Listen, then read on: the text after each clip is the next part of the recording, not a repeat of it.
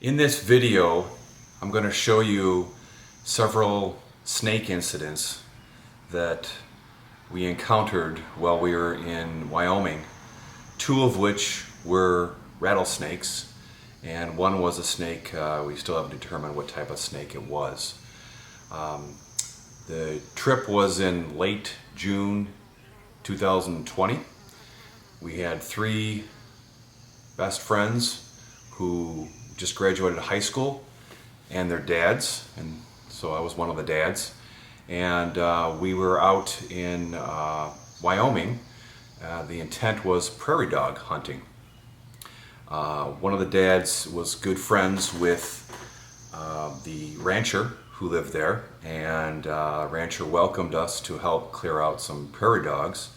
And some of you may know that prairie dogs dig holes, and the cattle step in the hole and break a leg, or the horses, or whatever.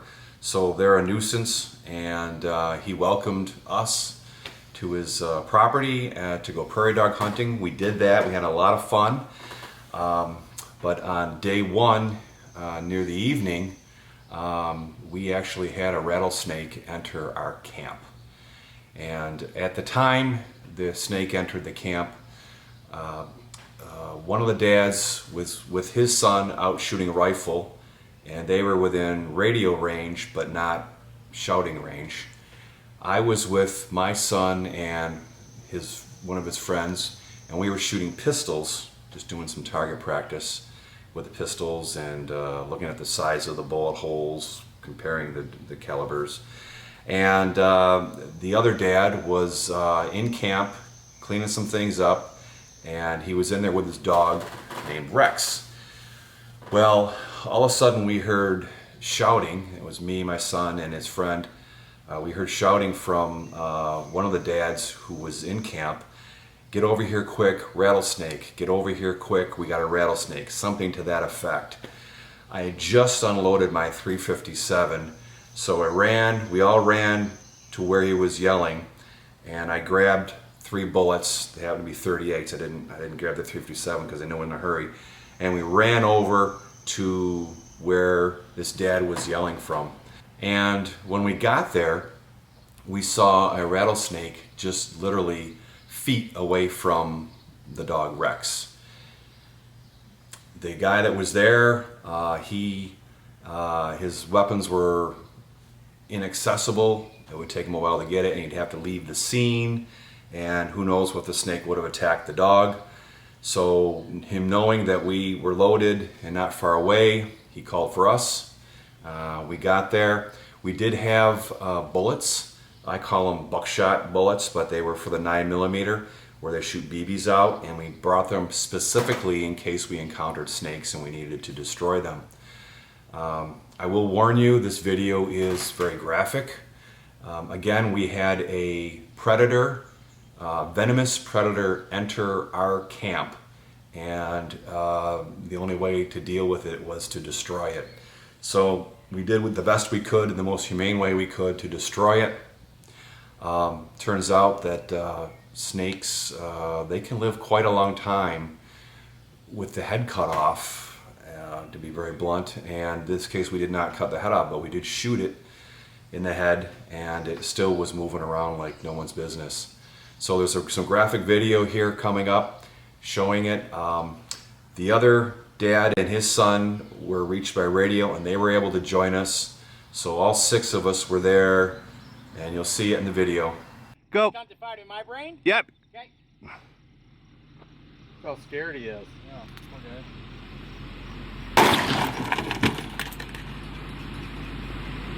Hold on. Thank you.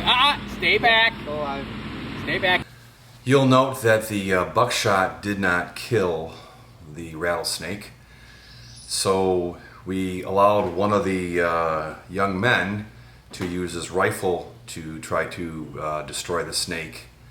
And so here's his attempt to destroy it. Rexy, you doing all right? He's fine. No, he's not. Come on, buddy. It's all right. I told him to shoot it like you.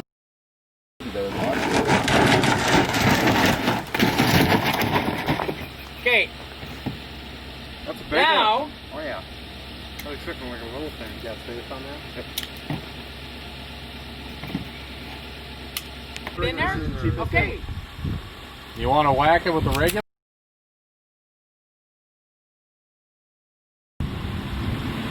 Sight in. Sight slow.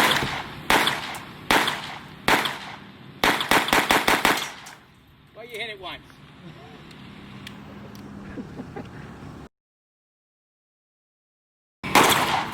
No, you missed it.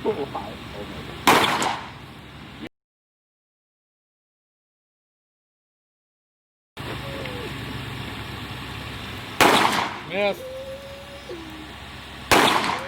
There. How you doing, Rexy? That's a good boy.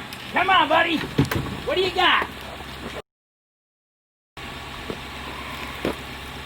The snake's body continued to move around, and I wanted to make sure that it was truly dead and not in any pain. Okay. Oh, right in his So I head. put It's still three moving. Of course. It's, 38 I remember I told bullets you into its head you can just to skin be them and sure, everything.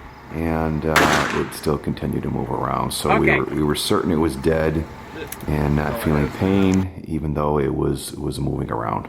A little self-criticism after I've reviewed the tape and I'm doing the editing. I do believe that it's obvious that we used far too many bullets to destroy one snake. I believe that the first buckshot wounded it. Clearly you can see it was still alive. And I think the same dad later finished it off with 2 rounds from a 9mm. But in between there, we had some inexperienced shooters, to be frank, and tried their best, but we missed it and or wounded it further. And then again at the end, I saw it moving around, and I did hit it 3 times in the head, but it kept moving around. So the old saying, you can cut the head of a snake off and it'll still move around, is true. It did move around for quite a bit of time, and we had a lesson there on how to destroy a snake, which is you got to get close enough, you got to aim, and not too close where it can get you, and you can take it out with 1 bullet.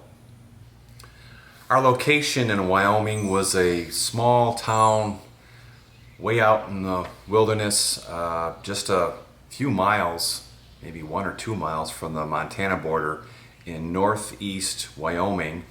The town is Recluse or Recluse. I'm not sure how they pronounce it. I've heard it pronounced Recluse. So whatever the locals pronounce it will be the right way. Right there, and a little bit higher. Right there. 1, 2, 3. Now. Our camp was located right in the front yard of the rancher. So there was a fairly long driveway, his house, and we camped right in front of his house. And what was unnerving is that rattlesnakes were that close to his house, to a dwelling, certainly to our cabin. After we dispatched of this rattlesnake, my son and his 2 of his best friends that were with us hopped in a 4x4, if you will, and they were going to go explore the hills. They literally got around the bend on another side of the house, and they drove over a rattlesnake crossing the road. They didn't kill it, but they drove over it, and they realized that once again we have a dangerous, venomous predator right near our camp. So they backed over it, and then they got out, and I think it was my son who used his 9mm to destroy the snake. And they came back, and you'll see some pictures here of the second rattlesnake that we encountered, I would say within half an hour of when we encountered the first one, maybe an hour at the most. Then my son and his 2 good friends hopped in the 4x4 and went out again, and they went exploring the hills. They got farther away, they got to where we were prairie dog hunting, and they found another snake, and they destroyed that snake as well and brought that back, and there's some pictures of that snake as well. We don't know what type of snake it is. We did show it to the rancher, and the rancher's son and grandchildren stopped by, and no one could figure out what kind of snake the other snake was. So it's still a mystery. The rancher did share with us that recently, I think within a week or two, he had destroyed 2 rattlesnakes on his property proper near his house, one of which his wife heard rattling and found out that it had climbed up something and was like head or chest level, and she shot it and killed it. So the rancher thinks that there's a den in the area, and it makes sense to us, a den or a nest or whatever they're called. But there was quite a few snakes. We knew that there was a chance that we would see rattlesnakes, but we really didn't think that we would see 2 rattlesnakes right in our encampment right next to the house. That was very, very unnerving for all of us. You know, you're climbing down ladders, you're up to my rooftop tent, or walking around the vehicles. Boy, you get up in the morning, you never know. So it put us on a higher alert, I would say, than we normally would have been. But it was a good adventure. I think we did the right thing, and we had a lot of fun. As far as the rattlesnake and the dog go, it is my belief that the rattlesnake is possible that he would have attacked the dog, absolutely. But I don't think he would have, even though he was heading toward the dog.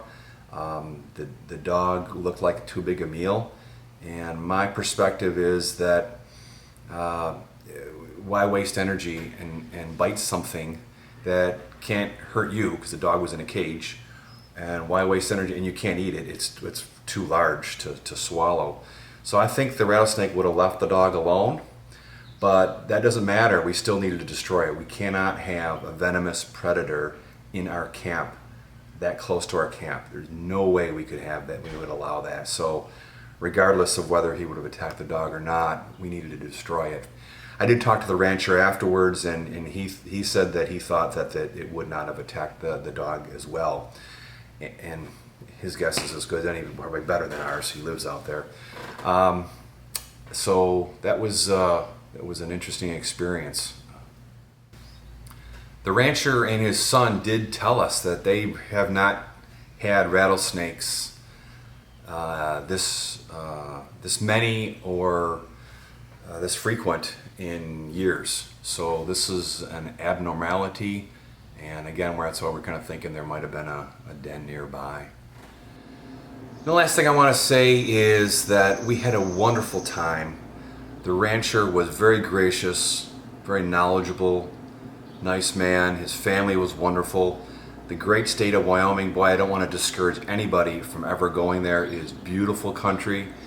It is wonderful. This was an aberration. I don't think this happens all the time where you've got 3 snakes in one incident or one evening. But the people there were very welcoming, down-to-earth people. We really enjoyed them, really thanked them for allowing, 5 of us, 6 of us, they had never met before, and they allowed on their property. And it was a great time, and this is a great adventure, and I'm glad we got to film it and document it and share it with other people.